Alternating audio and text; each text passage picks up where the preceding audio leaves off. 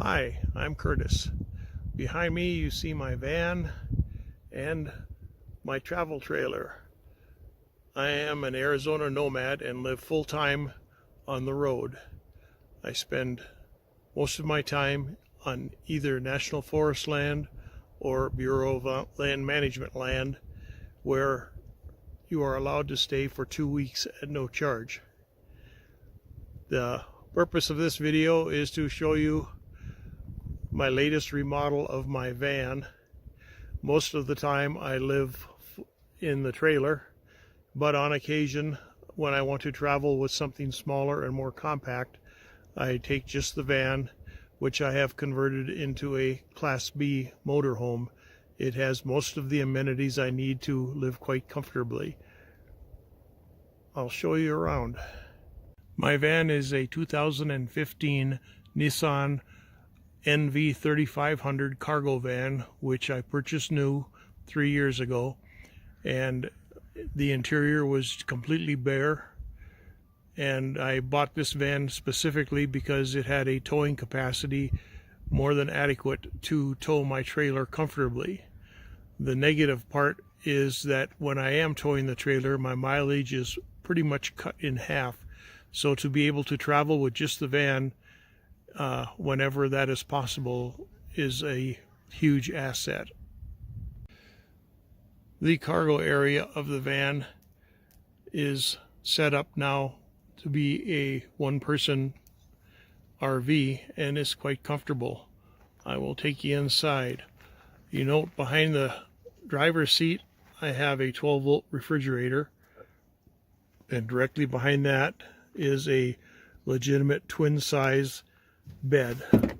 The bed does raise, is hinged so that there is good storage underneath the bed.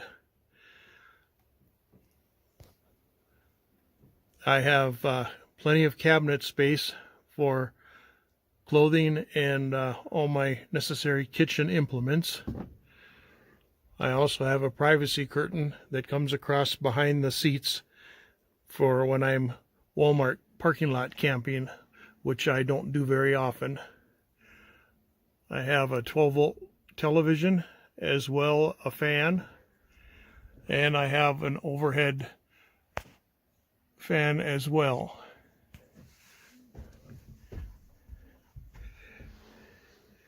On the passenger side, I have a row of cabinets with a countertop on top, and then another shelf up above. There's also a clothes rod across the back to give me hanging space for more clothing. The cabinets, there is nothing that is really fancy inside this conversion. The wall paneling is just inexpensive Luan plywood. The cabinets were unfinished utility cabinets from Home Depot, and all I had to do was put one coat of polyurethane on them to bring out the natural beauty of the wood. For a countertop, I have just pine boards that are screwed down with polyurethane on top of them. This provides a quite serviceable counter for cooking. I have a butane stove that I can set on them, and I have wash tubs for washing dishes. For flooring, these are actually fiber fence pickets that I used for the flooring because they are easy to install and pretty much indestructible.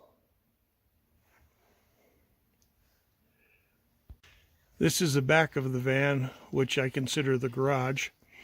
And on the left-hand side, the 3 water jugs give me more than adequate supply of water. I have a 12-volt RV water pump that draws from those canisters and goes to the tankless water heater that you see mounted above them. I am able to use the water source either to refill the water tank on the trailer, or when I'm traveling with just the van, it is my shower at the rear of the van. I just put a shower curtain between the doors, and I have a private area where I can take a shower.